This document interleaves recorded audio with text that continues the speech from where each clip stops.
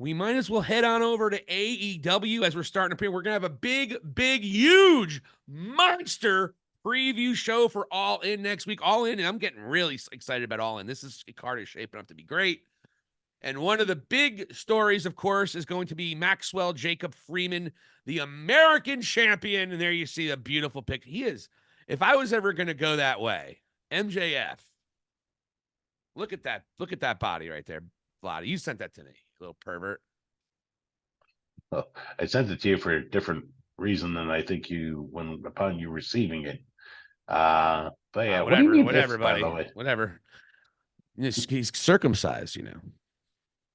Rumor has it, yes. It's tribesman. So your thoughts, MJF, on this heel persona? My question to you, I'll get your thoughts first, but then I'm going to kind of play devil's advocate and may surprise you with my take on it. But what is your opinion on what we're seeing between MJF, his new heel persona, and Will Ospreay, and the storyline going into All In involving Don Callis, Kyle Fletcher, and the whole nine? Considering the ball of shit that he dealt with the whole devil angle with Adam Cole and the mid-card company, upon returning and him transitioning into this whole persona and taking Will Ospreay's title, was it the international title, and then renaming it, I'm a big fan of this. The whole American flag with his face on it, him going to Mexico and cutting promos on a Mexican crowd. I don't know if you saw any of this at the CML. Now, there was the most footage I've ever seen of that organization in Mexico, and he was killing it. And now he's going to go to England, and he's going to rub it in their faces like the Dynamite before, and then also that night. It already started. He performed for Rev Pro this past weekend. Yeah, actually, yeah. And I saw there was an Ospreay run in too as well. So yeah, it's great. And I'm a fan, man. It's from where he was to dealing with his injuries, returning, being involved in this pay-per-view, in this feud with Ospreay is great. I mean, it's what I'd want anyways. So, yeah, I'm all for it. And just, I love how he's like super American and just cutting everybody in half, even though, even when he's even when he's in America, like if it's a, sort of a backwoods state or something, like he's got his little things that he cuts them in half with because they're not up to his standard anyway. So he's keeping that persona up. Yeah. And I'm going to actually give you some credit here, man. You mentioned maybe him going to Callis. I think he's totally going there now. Yeah, I thought it was a good way to make sure he keeps heat on him because he's such an entertaining heel. It's a good way to keep him having heat because the only person who gets, and I would dare say Don Callis is even more respected in terms of the heat he gets because there's no crowd noise pumped in the way it is for Dominic. Callis gets that kind of heat that Dominic gets. But again, there's no crowd noise pumped in. So I think that's a good way to do it, especially if you turn Fletcher against Ospreay, which I think is also going to happen at All In. So yeah, I think it's also something that Don Callis needs right now after all the injuries and all the issues that he's having. I mean, Takeshita's hurt. Hobbs is hurt. Even Trent Beretta, who gives a shit anyway, he's hurt. Is Takeshita hurt? He was doing the G1. Oh, is he? Oh, never mind. Yeah. Oh, I didn't know he did the G1. You're the New Japan guy now. Look at that. Yeah, I better get a nice little credit on that one. Oh, yeah, you're the New Japan legend. Here I am covering New Japan for the last several years. Now it's like, oh, they don't have anybody I like anymore. Fuck them. Arigato. That's as much. No Jay White, Nakata. Screw you. I'm going home. Or Jonah. So, yeah. I think Jonah was in the last G1 that I actually had covered as well. Jonah was in it. Bronson Reed. Yeah. For those of you. Who's becoming a monster, by the way. I forgot to touch base on that one. I got to tell you, when he went and splashed the hell out of Rollins there, that was a bit reminiscent to me of the Attitude Era. I thought it was more reminiscent of Bundy. About King Kong Bundy? Yeah, Hogan on Saturday Night Live. Saturday Night Main Event. Was it? I thought it was the skit with Chevy Chase falling down the. Yeah, Saturday Night's Main Event. I mean, Bronson Reed just was unleashed, man. Pretty cool. I enjoyed it anyways, but Hey, he's got to win over Okada in the G1 with that move. he does. He does. But getting back to who we were talking about here, which was who we were talking about before Bronson Reed. We're MJF and Ospreay. MJF, yeah, of course. But yeah, I mean that's like I think there's a linkage there, some sort of link going on to Callis because Ospreay won't use the Tiger Driver, and if you shift MJF in there and you give him a faction, I think that's a win-win personally. And you do it right, not like the frickin' Pinnacle was. Yeah. I mean, how many of these factions that the AEW have that started and they had such high hopes and nothing? Nothing. And who's the? Nothing I mean, burger. I have a question for you. We can change. I was pondering this earlier today, as a matter of fact. If you had to pick the best faction in AEW history, maybe Inner Circle at this point. Ooh. In the heyday. I mean, you could say Blackpool Combat Club, but I don't know if they were ever like a faction. No, I would not give that to them, man. You hate them. You hate everyone in there except for actually you like Yuta. You like Danielson. Actually, you like everybody but Moxley, but you hate Moxley. Yeah, I hate Moxley. And honestly, it's like they've never been cohesive, really. It's like they pick and choose. Yeah, and half of them are injured all the time on rehab or whatever. So yeah, inner circle over them for sure. It might be the inner circle, man. I mean, you could say the elite. I guess the elite would be up there as well. Nah, I wouldn't. Hey, they've been in a lot of big events, and they've had a lot of championships, between Kenny and Okada and Hangman, if you want to include that, even though he wasn't in the elite. I don't know. And now Jack Perry sucks. But we'll get to that. We'll get to Jack Perry and Darby in a short second. But here's my thing on MJF. I thought it was weird to have a pro-American heel wrestler in America because he was getting pop after pop when he was talking shit about on America. And so, yeah, he had to, luckily he was in a southern state, so he was able to cut him in half pretty easily because he seems to go after the southern states a little bit more than the other states. Like Ohio's mid, Cincinnati's mid, but you're podunk trailer trash if you're in South Carolina. When he breaks that podunk, I'm like, ooh, where's he at? Like I'll start looking it up. I'm like, oh, I get it. And they've had a lot of southern shows lately, so it worked out. So he was able to protect it, but overall, I think that's a weird way to go because what it did was when Ospreay came out and cut a promo. This is before the match, or it was a week after, but I think it was a week after. And Ospreay was kind of like he avoided talking shit on America, but not really. He was saying it should be the international title, and the fans were like, "No, it should be the American title because they're in America." So I thought that kind of took away from Ospreay's being over as a babyface. So I didn't know if I kind of get that. The fact MJF is actually American doesn't have the same irony. It's kind of because Kevin Owens had a similar. He didn't do as good of a job and certainly didn't have the ability to do it. It was under Vince, but Kevin Owens had a similar thing when he was the U.S. champion, where he was the American hero. Kevin Owens did something very similar. So I like it. I like him as a heel, but is MJF doing the same old shit he was doing? Has his character evolved, or has he just gone back to who he was? That would be my other criticism. He's going back to who he was. And you know what? Here's one little note. When he first came back, he cut, a great promo. And one of the things he indicated is like, no more kangaroo kick. And it's like, he still fucking works in that bullshit humor. And it's like, dude, it's okay. Even though if you're wrestling an Australian, it's okay not to use the goddamn kangaroo kick. However, but otherwise, I've been okay with it in terms of him being sort of the same guy, but he's putting a little bit of a different spin on it. He's going against probably the best wrestler in the world. He's going to be both. They're both in the top 5 as far as I'm concerned. Yeah, yes. MJF is very underrated.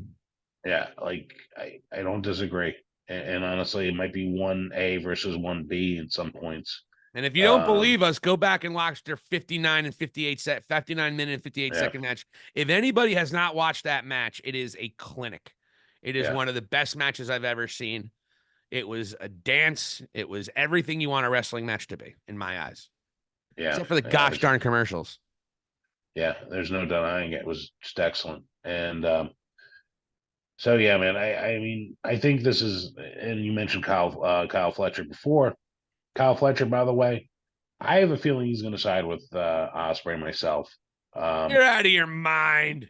I think so, man. I think he's going to be out of the Callis family as well. Um, Even after Fletcher questioned why he's not doing the Tiger Driver 91. um, did Fletcher question that before his match with MJF? He questioned it after it. So After, he got okay, his ass kicked by MJF. Got his ass kicked by MJF. yeah, And he's like, why won't you just do the move? Because he did it to Kyle Fletcher. Or he tried to do it to Kyle Fletcher. okay, And interesting. Kyle's like, why won't you just do the move? And Willis was like, nobody deserves that move, mate. Okay. You know what? I know. What a bitch. Yeah, yeah. You know what? Yeah, he's turning on him.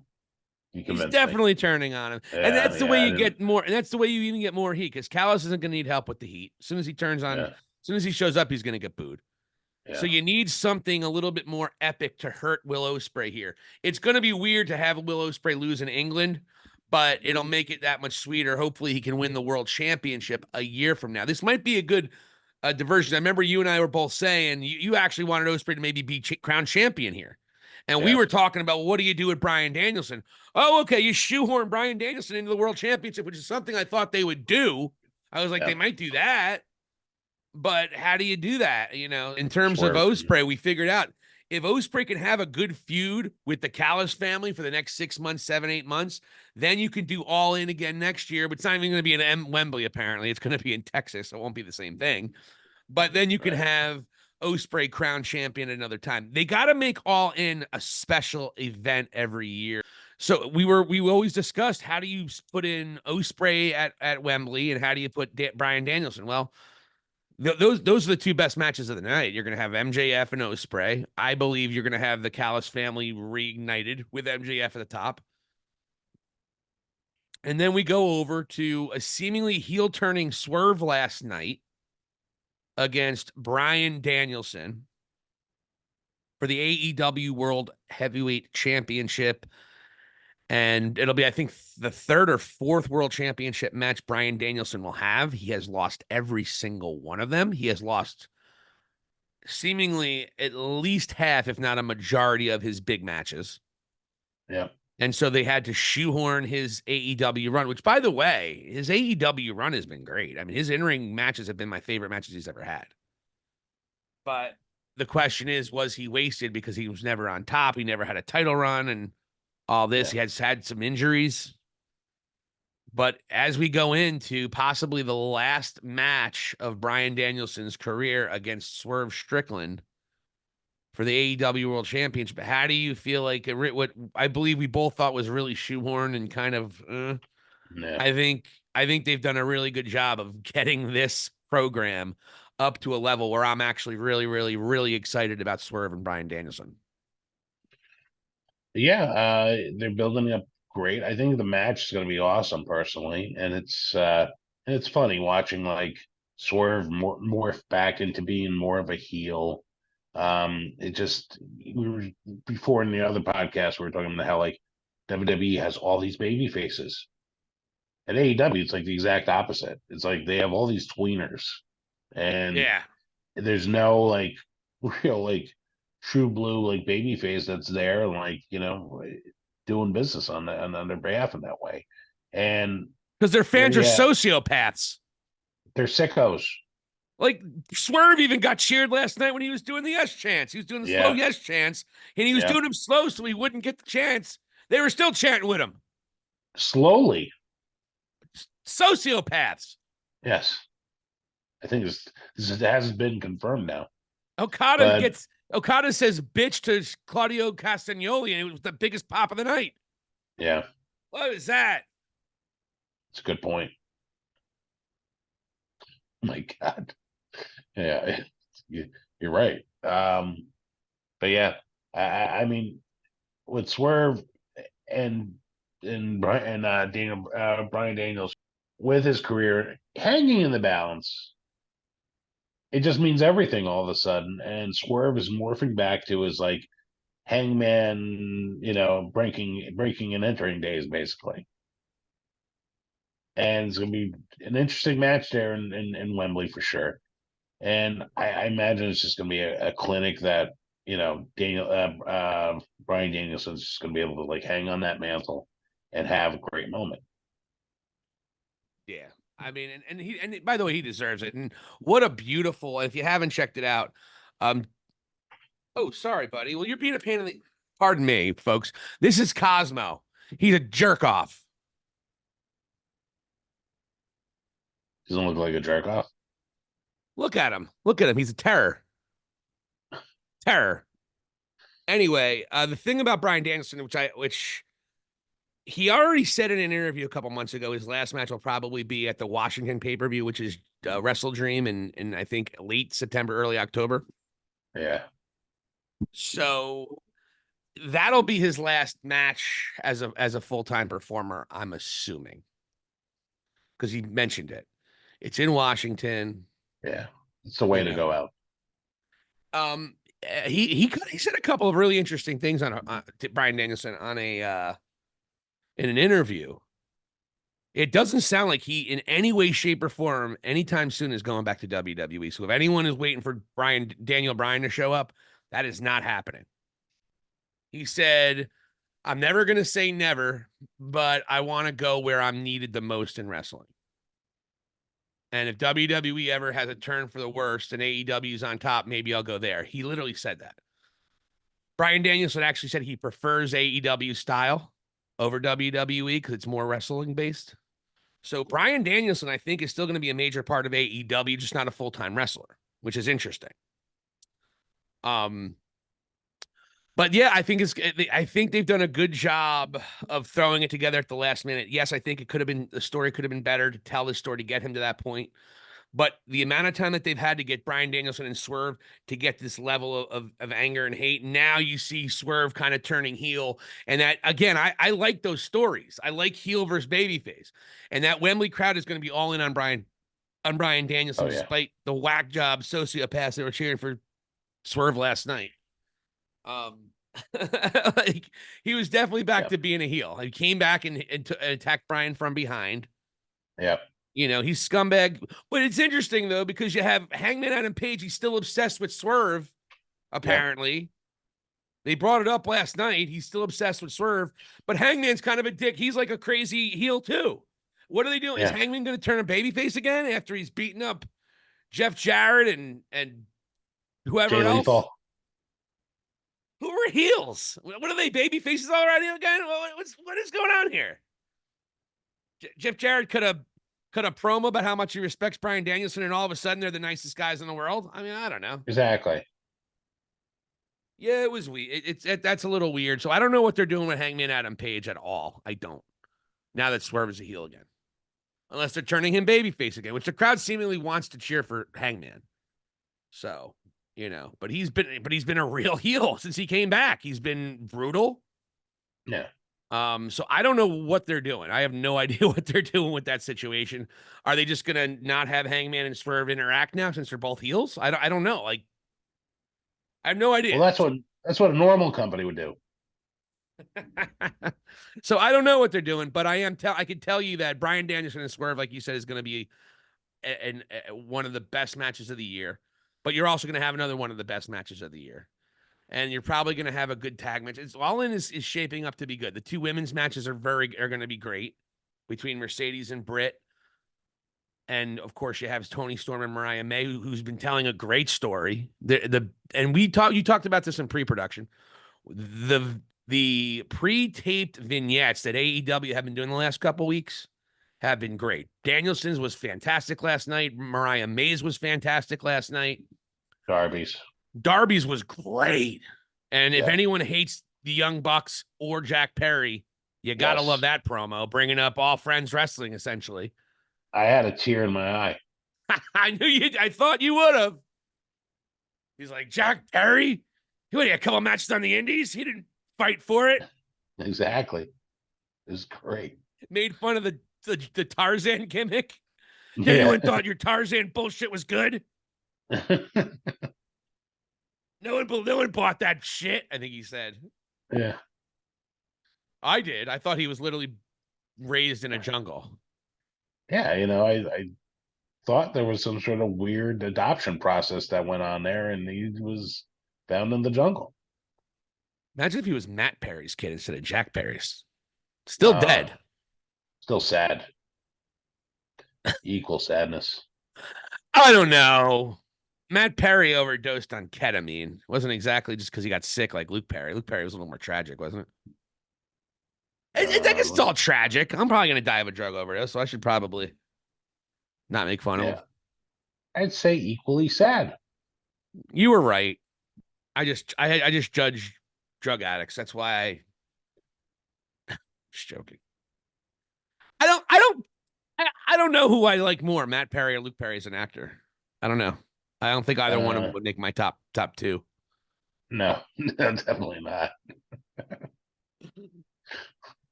Yeah, I would agree with that. I'll go Luke Perry because he was at least in the Tarantino film. Yes. Yeah. Yeah. And Luke Perry, he just never got rid of that typecast of Dylan McKay. Exactly. And his kid never got his kid got typecast as a fucking terrible, overrated wrestler. He's tiny, man. Little man. I hope at least he's going up against another tiny man, but you have one of the best tiny men ever in Darby Allin, so I'm looking forward to that match too. So I mean, those three matches alone, I'm looking forward to. Then you have your tag team match, your two women's matches, and I'm sure there'll be about 5 or 6 triples matches that Tony Khan will throw together as well, and then we'll have a nice 6-hour, 7-hour pay-per-view. We'll be in good shape.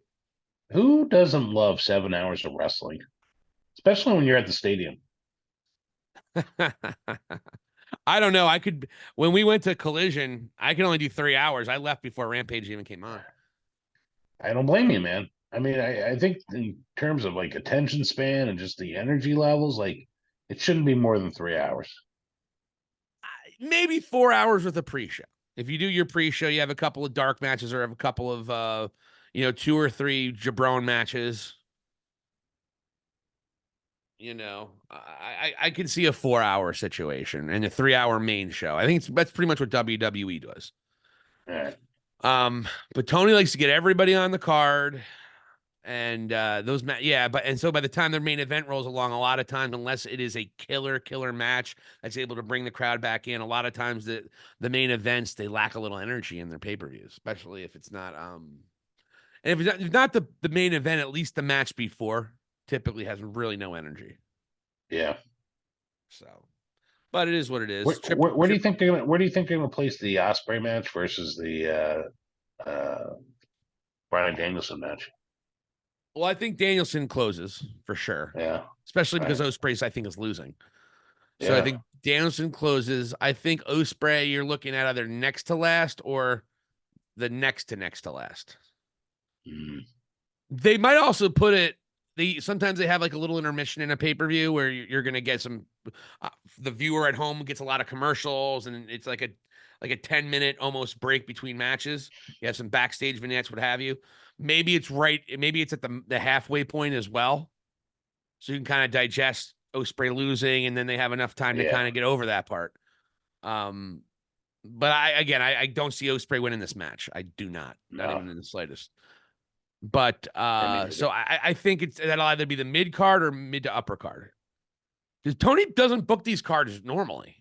He really doesn't. No. Do I think it's going to be number 2? No. You'll probably have Hook and Jericho's number 2. Oh. Great promo by Hook, huh? Oh, Jesus Christ. Yeah, that was rough. He can't cut a promo. I know now why he didn't talk for 2 years. Yeah, it's becoming really obvious. He's like a friggin' extra from the play from the musical Newsies. or West Side Story. Officer Clumpkin, clup you. I don't get the Totally. reference. Well, I have a daughter who loves musicals, so Uh, Newsies. It's like these New yeah, I'm York. with. It's like these Yeah, small New yeah. York kids with really awful New York accents that overacts and can't really. Honestly, it's a brilliant, brilliant reference, and I'm sorry you don't get it. I know of Newsies, but I don't recall when's the last time I saw it. So I I do never saw beg the whole your thing pardon. through. I wouldn't. It's Okay, horrible, horny. really? Okay. I don't like musicals by and large. I like a couple musicals. I like Little Shop of Horrors. Give me Hamilton.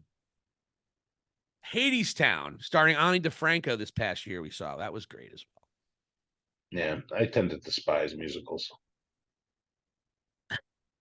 Hate them. That's probably why you despise Hook because he's an extra for Newsies.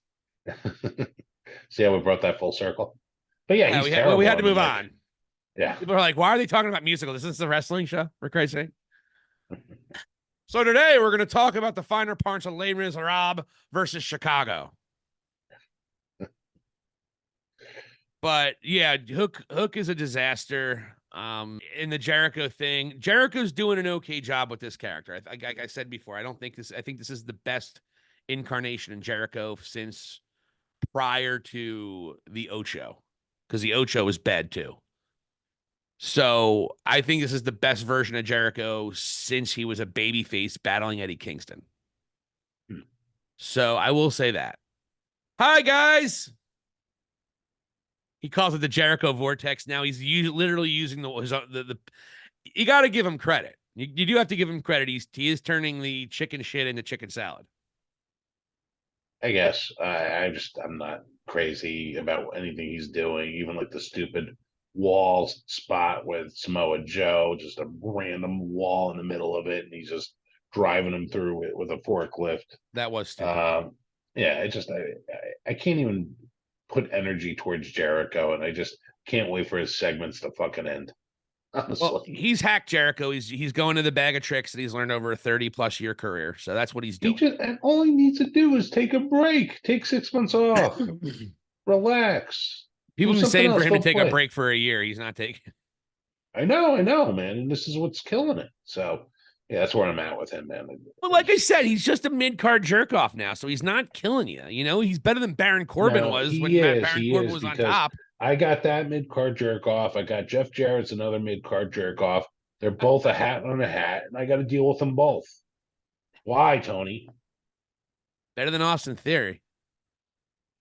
I don't know. It's debatable, Better honestly. than Daniel Garcia. It is not debatable. Come on. Not really, man. Austin I mean, Theory and honestly, Grayson Waller are a disaster. I, And I so is just Daniel Garcia. This isn't about WWE versus AEW. I'm just saying you have mid carders that I entertain me a lot more than some of these guys. And Daniel Garcia is on that list. He doesn't entertain me. Jericho gets yeah, I get a chuckle. And you know what? I like the Redwood. I like Big Bill. The name is stupid, but I think I'm surprised he hasn't gotten further in this business. Like he cuts a promo. He's not a terrible worker for his size. He's huge. He's 7 foot tall. And I don't know if you know this, but you can't teach that. rumor has it can't be taught. So So I don't hate it. I actually like Jericho more than Hook, and I hope Jericho wins because Hook has proven to me that he is not a great pro wrestler. you like the Sorry. Bad Apple too? I don't give a shit about him, actually. No, no, no. You guys, he's part of the gimmick. He's part of the I whole learning tree. Come on, you can't just shun that out. It's part of it, man. He just He's does up this. there. He has a microphone. He's a speaking part with the learning tree. It's all good. It's just good. And you know that was Jericho. You know what you should just say? You better respect whatever someone says. It'll be great. Ha ha. Trust Make it me. simple, real easy. Yeah. Yeah, I don't know, man. I'm just I can't wait for him to just take a break or retire at this point. He works that heat. He works that heat for us. Like, I know why you're saying please retire. Because you want me Because to. we all want you to retire. Well, I don't know. I don't want to spend too much time on Chris Jericho today. He's not even worth Fine. talking about anymore, to be honest with you. Yeah. Not when we get together for an hour, hour and a half a week. He's not. There's too much shit going on in wrestling. Spend a lot of time talking about Jericho. Let's talk about Judgment. I'm just joking. Yeah. What else we got going on in AEW? We talked about Ospreay. We talked about MJF. We talked about Bryan Danielson and Swerve. We even touched on a couple of the other things that are happening. The Young Bucks. You brought up something. I think this is the last thing we'll maybe talk about at AEW. Then we'll start wrapping things up. You brought up the Young Bucks workload, their pay, and just what did you want to exactly say? I mean, we know there's been a very long history of you clearly not having a lot of love for the Young Bucks, but you Yeah. brought up some good points about how much maybe possibly they're hurting AEW considering their pay, their position in the company, and how little they're defending their titles. It's amazing to me when this company started, one of the driving statements that was made was that, we're going to concentrate on tag team wrestling, right? Which is all well and good. And for the most part, I'd say as a company, they have. Not But I recently, find, though. but I find it very ironic that, some of the EVPs that are tag team wrestlers themselves went and were able to go and work out a contract making them the highest paid tag team in wrestling. And Tony Khan agreed to this, where not only did he make them the highest paid tag team on the planet, this was also agreed that he would go and scale back their schedule, almost like a Lesnar of some sort, as if, because you know what? Here's the thing, like because the Bucks are as big of a gimmick as Lesnar is, Brock Lesnar of all people. So I'm not looking to concentrate on the Bucks, but what I'm saying is they haven't defended the World Tag Team titles up until this past Wednesday, but previous to that was April. So pretty much the tag team division is just basically wallowed in its own misery. And you had the Bucks involved in pretty much every gimmick match versus defending the titles here and there, or being involved in any feuds. And the whole thing is that Tony Khan, this is my main objective here, is that he went and negotiated and agreed to all this. And in the midst of his current company, where, basically the numbers are down at gates, I'm sure they're going to have plenty of people there for All In, but Not as much as last year. Not nearly probably, as much. They're going to be down about yeah. 40% from last year. See, I didn't even realize that. I didn't want to be too negative, but I was wondering, what's going to be the difference? And It's it's like a about shame if that's 30,000. See, it's a shame that it's gone this way, and the television ratings as well. And it's just indicative that their audience is slowly getting smaller. And here I'm reading this, and I'm just like, this is one of those moments where you kind of wish you actually worked for Tony Khan. He might be the greatest boss ever. Yeah. However, and it's like a double-edged sword statement in some ways. But yeah, man, it's just one of those things when I realized that they hadn't defended it since April, and I'm like, Tony Khan is gonna Tony Khan from here to the end of eternity, man. So it's one of those things that I just sort of shake my head to, and it's just an observation. I'm going to defend them to this point. They've been on TV a real lot, and they've been showing up to work more than they had probably previous. A lot, certainly the last couple of years. So they have been working a lot more. They have been putting their faction over more. They get heat. Now, is it go away heat? I don't think, probably in many cases.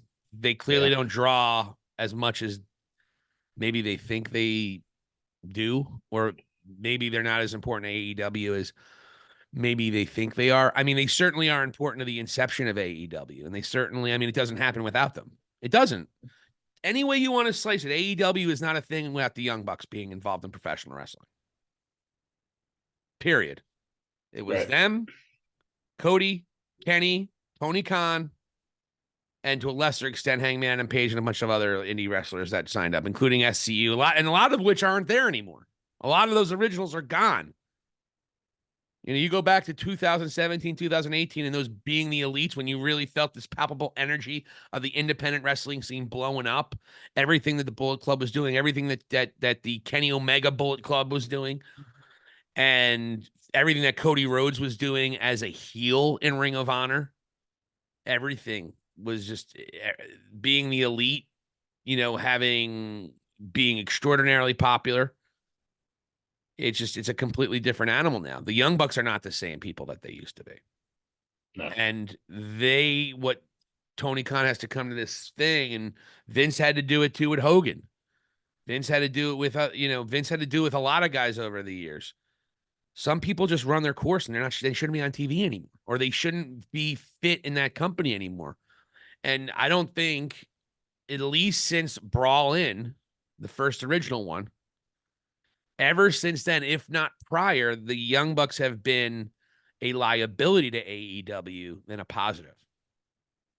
And that's the problem, because the health of AEW is being hurt by the Young Bucks. That said, the criticism that they haven't defended their titles, look, they're heels. They're showing up with the tag team titles every week. They're actually wrestling in all these stupid gimmicks where people are getting set on fire and taking stupid bumps and putting thumbtacks on their feet just so a guy can kick out of it anyway, and whatever the case may be.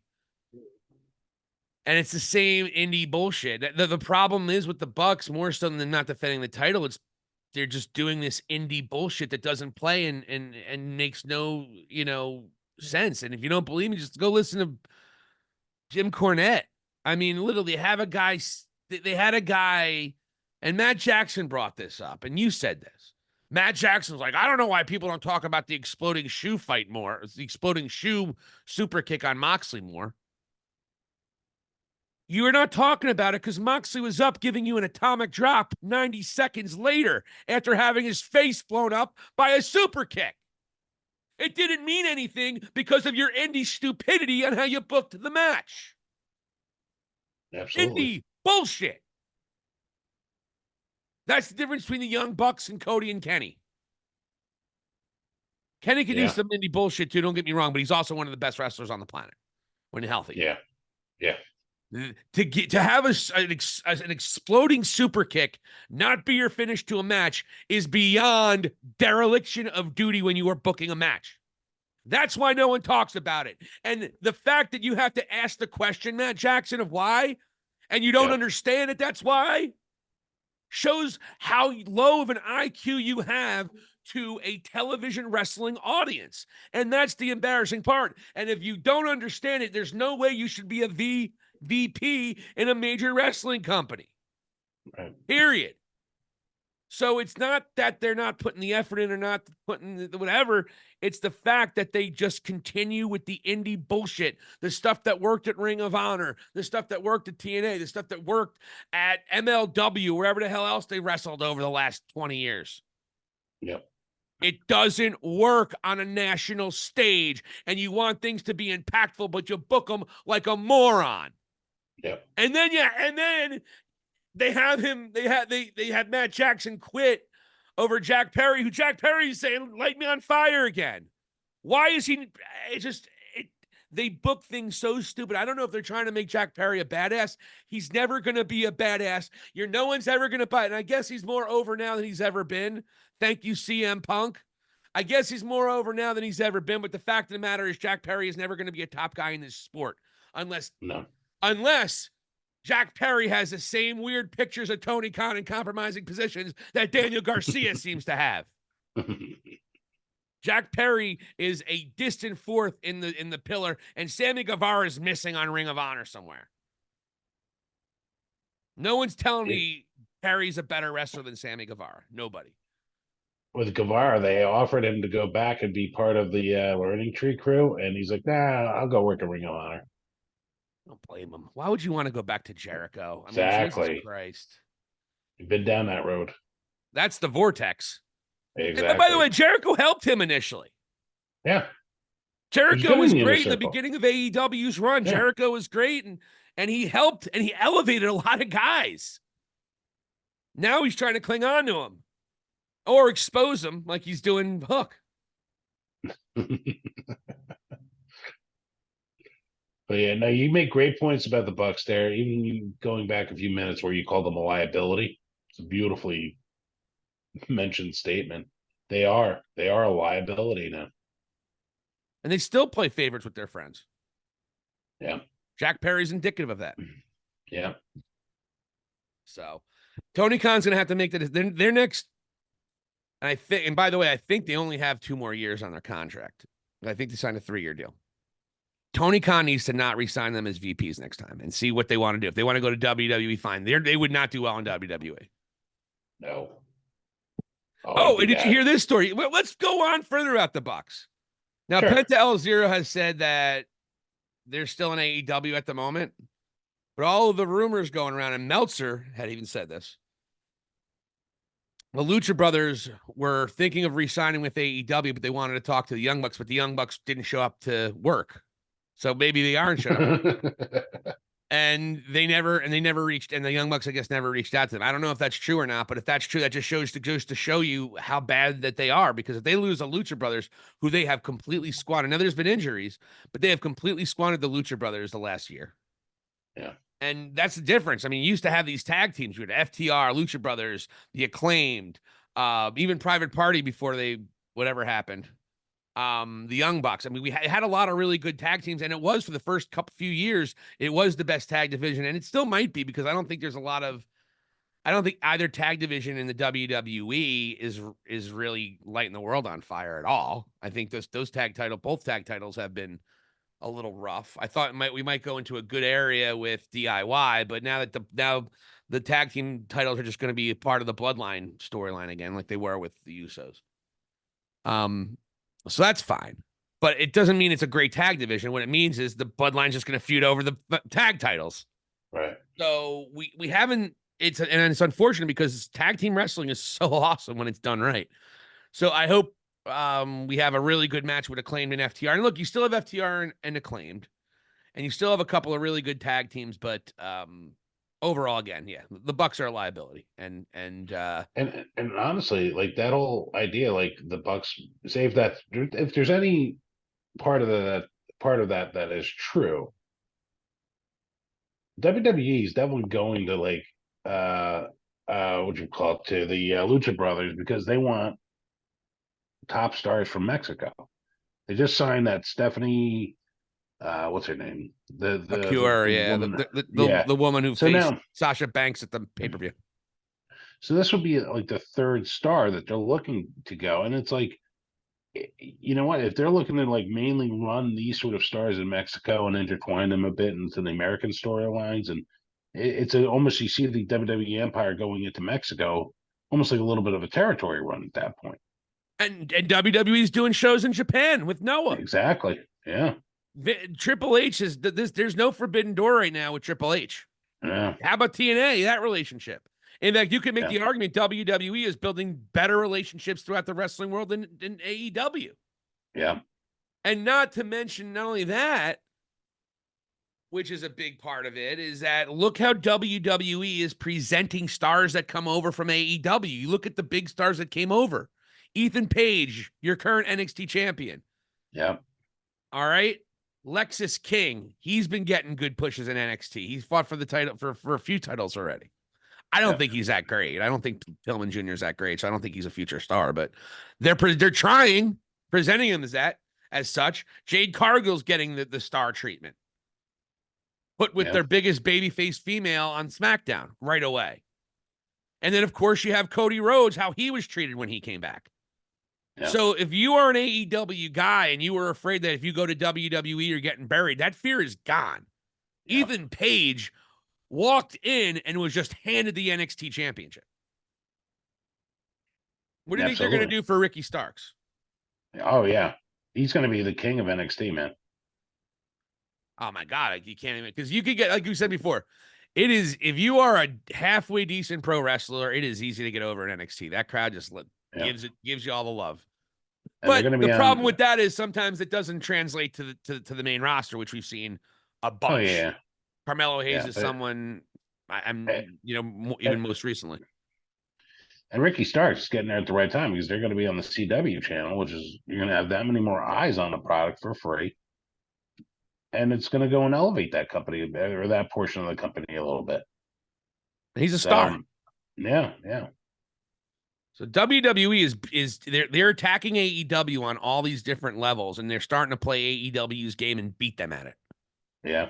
People don't want to recognize that. Now, it's the only thing that AEW has and will always have over WWE is that their top tier wrestling matches are always going to be better. And if that's important to you, then AEW is your company. Yeah. You know, Ospreay and MJF and Swerve and Bryan Danielson is better than pretty much anything the WWE can do, with the exception of maybe Rollins Gunther. Rollins, Gunther. But the thing is, you can also have Okada versus Danielson, or you could have Ospreay versus Omega. I mean, there's a lot of different combinations, or Swerve versus whoever. There's a lot of different combinations where you can have these epic matches. In WWE, there's not, because they do the pomp and circumstance and blah, blah, blah. Like, as great as the Gunther Damian Priest match was, or the Gunther even Sammy match, they weren't on the same level as an MJF Ospreay, or a Bryan Danielson Ospreay, or a Kenny Bryan Danielson, or a Kenny Ospreay. Yeah. It's just slightly different types of shows. And it's, as you're stating here, where it's, a little bit more wrestling centric with AEW and then a little bit more of a, showbiz with WWE. Yeah, sports entertainment versus pro wrestling, baby. It's the Yeah. old adage, right? So, but that's where AEW to me has a supreme advantage, is their top tier talent are going to have the better matches. They're going to have these epic matches that are some of the best professional wrestling matches you'll ever see. Where WWE will give you Cody and Solo, which basically was 15 minutes just waiting for Roman to show up. Like, Yeah. But he's back. and now he's and guess what got a lot more attention? MJF or Ospreay or Roman coming back? Roman. So that's the one that made the money. So there you go. It's Shawshank Redemption versus, Forrest Gump. That's interesting. Except the first hour and a half of Shawshank Redemption is just stupidity and exploding shoes that don't make sense. But the finish, when you edit this, man, you definitely have to go and like bring up that whole tangent that you went on in terms of the Bucks there with bringing, I could probably find that quote for you again. Put up that quote and just like what you said was perfect about that. Like he's so dense about that whole situation, that match. That should have been the finish, and then you know what? People would have remembered it. Why come they don't remember it? Because it was like 5 minutes before the finish, you dope. Yeah. That they remember the Hell in the Cell jump off. Well, that's a fair point. That would be the only fair thing I would say. Yeah, but that's very extreme. Yeah, you're talking about one of the most iconic moments ever. And by the way, the match stopped for 10 minutes. It wasn't like he didn't sell it. It wasn't like Mick Foley got up in 90 seconds and gave an atomic drop to the same guy on thumbtacks. Oh my God. Don't get me started.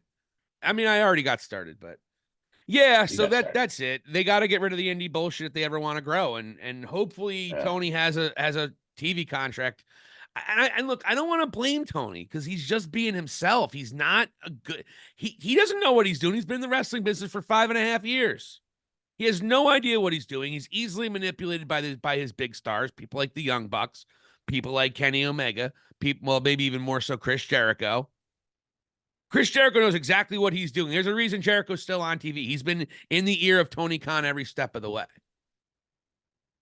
So I got a quick question for you. Yeah. We all saw the picture of Tony Khan with Shane McMahon. If Shane McMahon were to go and agree to go on AEW television, what way would you use him? I thought about this. I actually have thought about this. I would have him be some kind of an authority figure in some shape or form. In terms of on screen, behind the scenes, if I was Tony Khan, I would bring Shane on essentially as my consigliere. Guy grew up in the business. I mean, then again, Shane McMahon has not had a good couple of spots toward the end of his career. I mean, he booked that miserable Royal Rumble. Then he had the spot at WrestleMania where he blew both his quads in like 10 seconds. And Snoop Dogg had to come save the day. True that.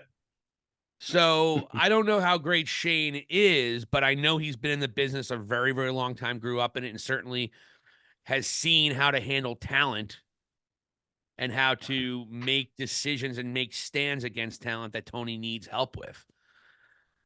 On screen, I would have him be an authority figure. I would have him be either a heel authority figure or come in as a baby face, but maybe turn as a heel authority figure, and he can be with the Bucks. The thing is that I think Shane McMahon would kick the Bucks' ass.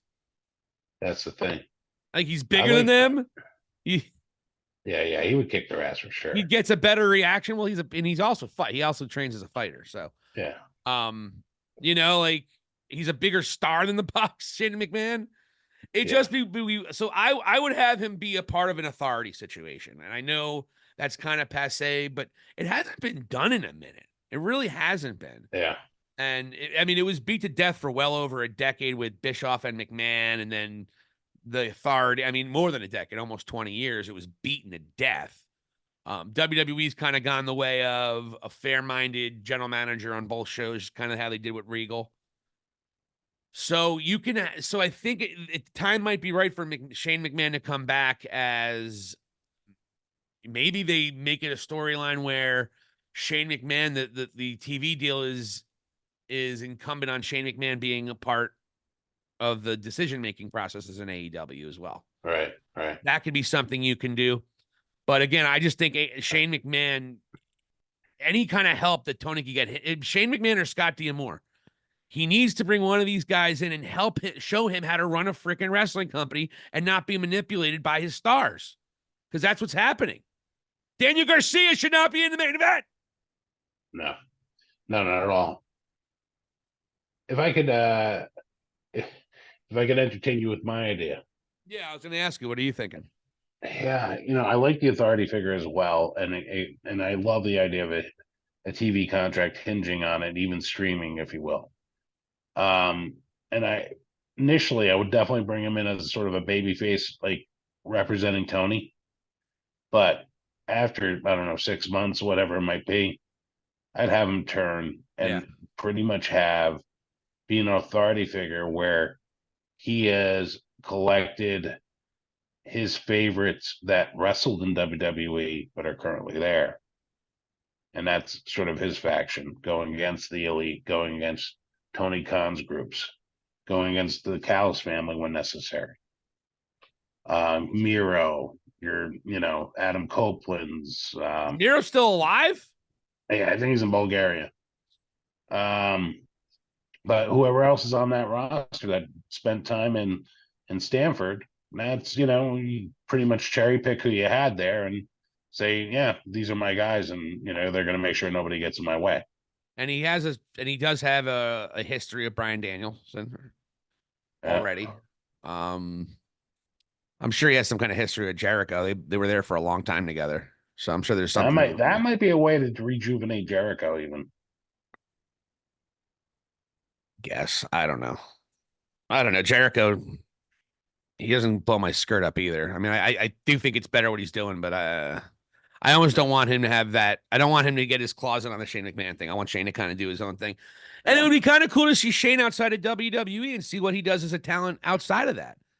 I mean, other than sweating a lot and being out of breath when he cuts a promo. And Jesus Christ. You sound abhorrent.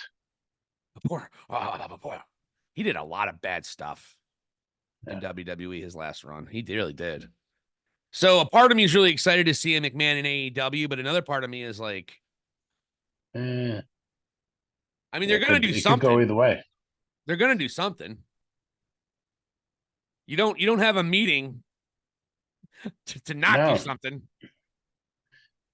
Yeah. The report would, go ahead, buddy. I'm a firm believer where there's smoke, there's fire. So yeah, I would not be shocked. Yeah, I mean, I guess he actually spoke to Bully Ray. I guess Shane and Bully Ray are tight. Because Bully Ray said he spoke to Shane shortly after that. I don't know if it was via text or what have you. Yeah. Yeah, I saw he released a statement on his behalf. Yeah, exactly. He said it basically, we were just talking about their love for pro wrestling and the challenges of working with family in the professional wrestling business. I don't understand the rewards and challenges of working with family. Who the hell is Tony Khan working with in his family? What does that mean? Or did Shane just vent and do PTSD What does Shad have to do at AEW other than just bankroll it? Well, that's it. He's got to talk to Daddy. He did come out very concerned after the Bucks, and Shad looked pissed. Yeah, he was like, "What the hell's going on?" And we never seen him since. Tony, I have no idea how Shad Khan talks too. I'm being stir racist when I just start talking in an Indian accent. He's not even Indian. He's back. They have Pakistan. They think Pakistani roots, right? I think so. Yeah. I mean, I think Shad came over early, and obviously built his own empire. Tony's, I mean, they're American for the most part, so you can't get more American than owning a professional football team, for Christ's sake. That's a good point. You know what I mean? So, all right, what else we got going? Any tidbits? You brought up Jonah and what he's doing. We got the women's division in AEW might be the most entertaining it's ever been. Congratulations on that. With the two big matches that they have coming up in AEW. Mercedes Moné, not worth the money by any stretch, but she does bring a certain star power to the table, and I'm looking forward to her match with Britt Baker. I thought her match against Sheeta was probably the best thing I saw from her in AEW so far. Yeah, I mean, like Sheeta can go. I mean, she might not have the personality, and certainly probably isn't the biggest draw to have her be the longest reigning world champion in your company's history. Yeah, but she can go in the ring, and that was a very good match. And look, Mercedes can have really good matches. I mean, she gave Ronda Rousey her best match. It's not like she's a bad worker. She's just not. I don't think she's a top 5 women's wrestler in the world. And that's the way I think a lot of people viewed her. So it wasn't really her fault. She's a good top 10, maybe top 15 talent. But the way people were making it out to be, like, and she did it herself too. She built her own star power up the way she left WWE and the way she's built herself. But she's a natural heel, you know, even though she was a really good heel in NXT. But then when she came to the main roster, just by default, because of Charlotte being, I guess, more hated, Sasha became the babyface. But Mercedes is a much better heel than she is a babyface. It's not even close. Yeah, it really isn't. And I'm glad they didn't waste our time with her being a babyface for month after month after month, you know? Yeah, I agree with you. Yeah, they cut to the chase with this, and I'm happy about that. So, but yeah, man, that's pretty much what I got for you this week. Trying to think anything else in WWE that we missed. LA Knight had a really good win, and the emotion. I think the match with Logan Paul, to your point, was good. Yeah, I thought it was good. I thought the finish with Liv Morgan. Yeah, we hit everything we need to hit for everybody who's listening to the world of professional wrestling. Listen to High Spots and Cheap Pops for Vladi Dottie. This is Silicon Steve Valley. Hit the subscribe button. We're over 2,700 subscribers. Who would have thought a year ago, Vladi Dottie, we were struggling to get to 1,000? And we're coming back. We're having a little bit of a reboot of our podcast in the coming months. A little more of a situation where we can get more content out to you. So everything is looking good. We want to thank you all for still listening. I know we haven't been putting out as much content as we were earlier in the year.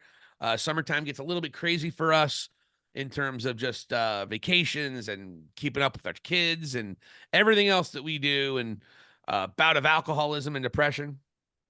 Yeah. That's you though, right? Well, I put my toe in that water. You're too tough for that. You're too tough for that bullshit. Not me. Yeah, I wouldn't say that. So for Vladi Dottie, folks, this is Silicon Steve Valley. Thank you so much for listening to High Spots and Cheap Pops. Shout out to Kellen, Tim, and Chris Thibodeau and the rest of our peeps on the High Spots and Cheap Pops Facebook group. You guys are growing every single day. 1,600, Vladi Dottie. Very impressive, yeah. Man. For those of you, by the way, those of you who are signed up in that group, sign up for our real page too, for Christ's sake. Yeah, please. Double up. I've gotten some more people at it because I've been interacting without getting banned on Facebook. Oh, that's good. That's good. That's a good positive first step for sure. I got banned for just quoting somebody like a month ago. How dare you? I just quoted somebody and I was like, is this what he really said? And they banned me for another month. I'm like, what did I do? I just had gotten from getting banned from posting on Facebook and posting in groups. After that, I come back, I quote something, and I was being nice, and I got banned for another month. I'm like, geez. So I've been a good boy as of late. I've been a very good boy as of late. That's good, man. Yeah, Zuckerberg is sleeping better at night knowing that you were officially playing nice. And Elon Musk actually just bought my house and he's kicking me out of my own house. So good job, Elon Musk. That's the sort of shit that guy does. I'll talk to you later. Here, end at the lesson. Better? All right, here we go.